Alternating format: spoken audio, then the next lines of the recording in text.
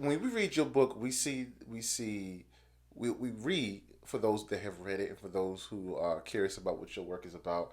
You talk about four grounds. Am I correct about Mhm.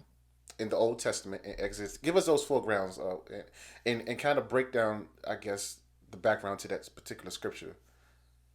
What wasn't mentioned by Jesus is something that everyone listening to Jesus knew about because they had a document at home which lists out the grounds for divorce because their marriage contracts, perhaps the most valuable document they have at home, actually lists what the grounds are for divorce because it says what the uh, rights are of both the wife and the husband.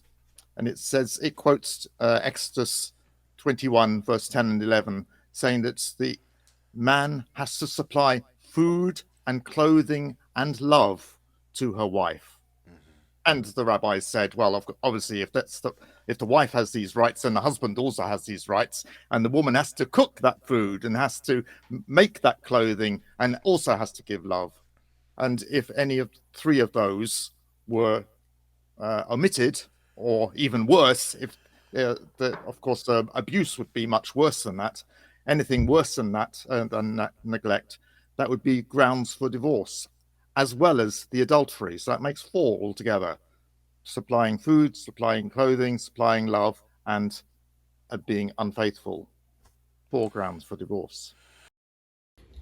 What's happening? This is Deontay Curl, host of Turn Up the Volume podcast. Listen, do me a favor. If you like this video, do yourself a favor and hit the subscribe button. Also, tap the bell and turn on all of your notifications to see this and more interviews and more shows from my podcast right here on my YouTube page. So, y'all hit that like button, tag, share, and subscribe.